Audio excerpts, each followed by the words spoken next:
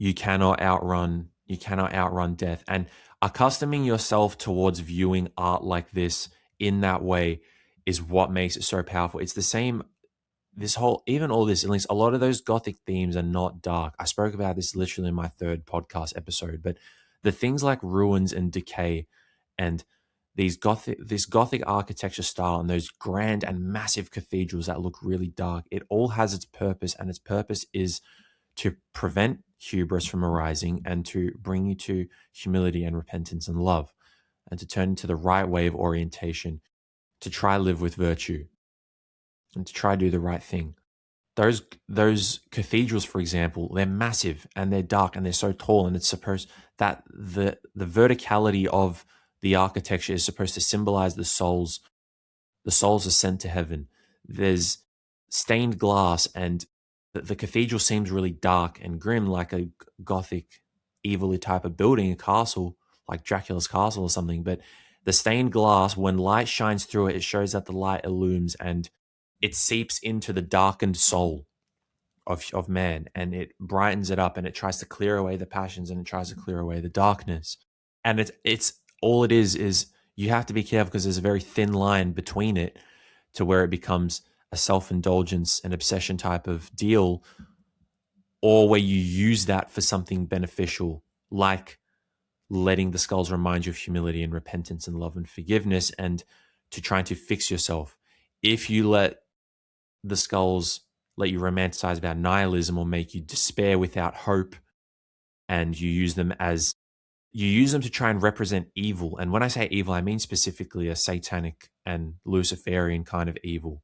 Darkness and evil, yes, they can be intertwined together, but they're not intrinsically the same thing.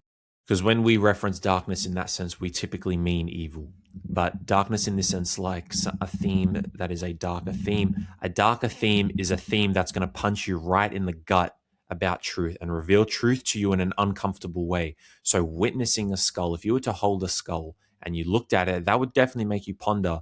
It wouldn't be like, oh, this is so beautiful and it's evil and it helps my aesthetic and it makes me feel good about myself and despair and I have no hope because, wow, skeleton. It's like, no, you hold that skull and you say, that is going to be me one day. And that is an uncomfortable truth. I will be this skull. I am no different to this skull.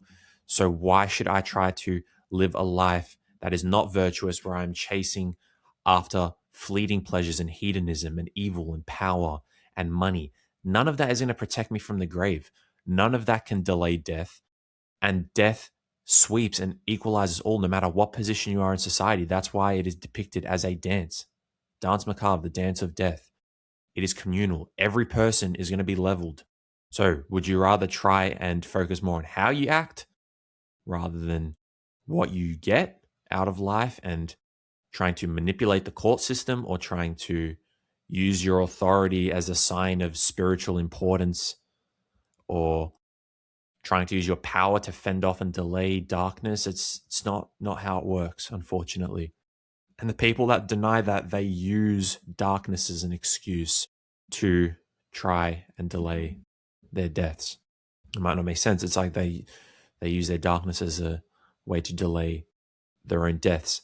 But in their eyes, they're so far into their hedonism and into that wicked way of being that, again, they think that they're immortal and that nothing in this world can stop them because they have the power here, but they have no power against death.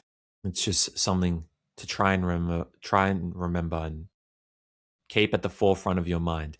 And it shouldn't be something that leads you to despair, because it's not that there's no hope because there's death. It's like there is hope in way of being, and there is hope in something greater because there's death. And avoiding that and not letting death crack open your soul to bear witness to that uncomfortable truth, it's a one-way ticket to that abrasive exit of this world.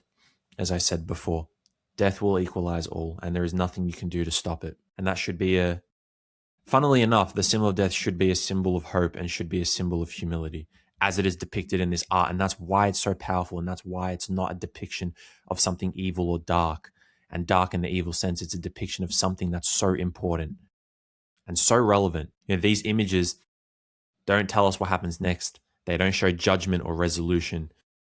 or retribution, but they just show the moment where everything else falls away. And that's all it is at the end of the day. I actually have a coin in my room. I've spoken about this before, and it is a coin that has on one side memento mori and on the other side memento vie, and one means remember you must live and remember you must die.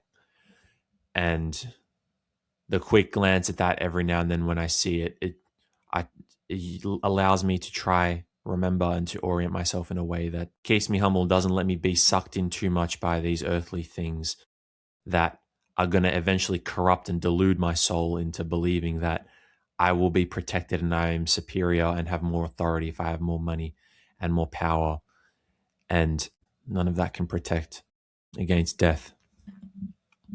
So I think I'm going to wrap this one up here for episode 10.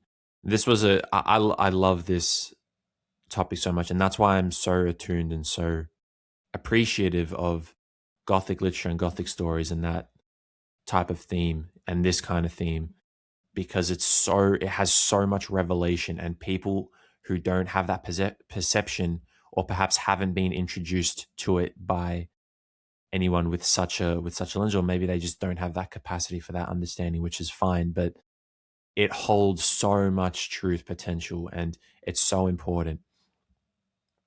If you guys want, if it's something you would like to see, there definitely can be an episode or just a normal kind of videos where I go through all 41 of the woodcuts and I try my best to depict and explain them all or provide some kind of interpretation or view on them.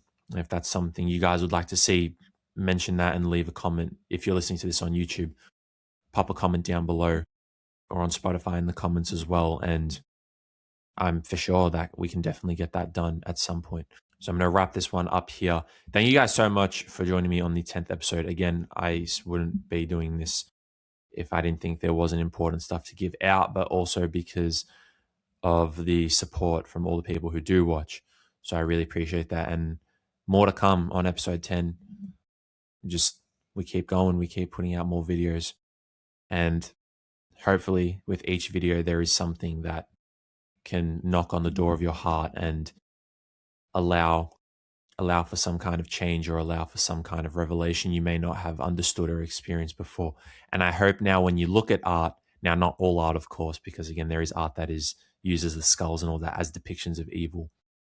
But I hope when you look at art, or if you see Christian art or iconography or anything, that it allows you to reflect on your own life and how you're living it,